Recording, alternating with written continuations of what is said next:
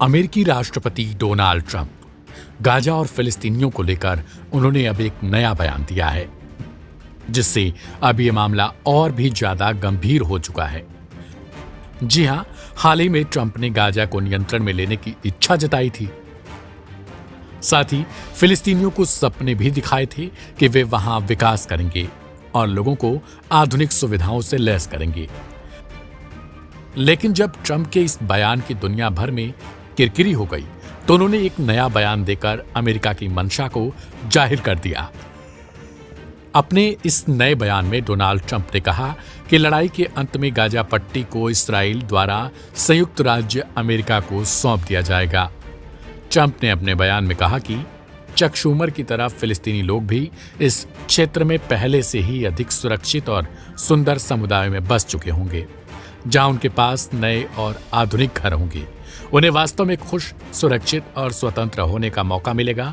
America दुनिया भर की बेहतरीन विकास टीमों के साथ मिलकर धीरे धीरे और सावधानी से निर्माण शुरू करेगा, जो पृथ्वी पर अपनी तरह का सबसे बड़ा और सबसे शानदार विकास बन जाएगा। किसी अमेरिकी सैनिक की जरूरत नहीं होगी, क्षेत्र में स्थिरता होगी। डोनाल्ड ट्रंप ने ये पूरी बातें गाजा पट्टी को लेकर कही हैं। ट्रंप ने अपनी इन बातों से अब इसराइल को भी बड़ा झटका दिया है।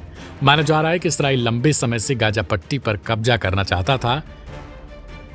इसराइल की ओर से भी नेतन्याहू ग्रेटर इसराइल के सपने के लिए आसपास के मुल्कों पर भी कब्जे की नीयत से काम करते रहे हैं।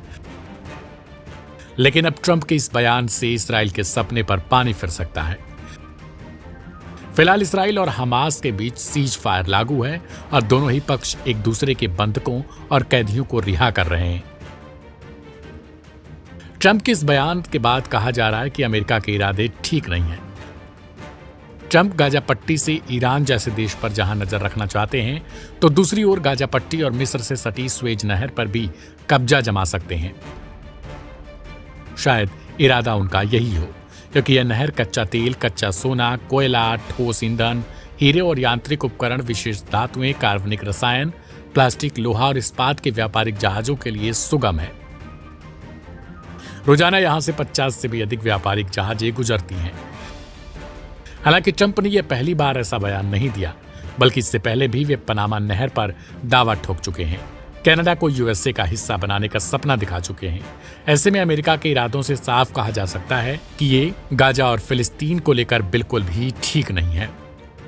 और अब फिलहाल तो उन्होंने जिस प्रकार से ये कमेंट किया है, उसे लेकर यह भी कहा जा रहा है कि इसराइल को भी आने वाले समय में अमेरिका धोखा दे सकता है।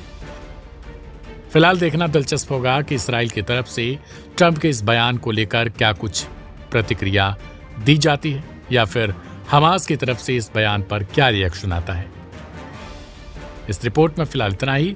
बाकी की अहम और ताजा तरीन खबरों से जुड़े रहने के लिए अभी सब्सक्राइब करें लाइव हिंदुस्तान।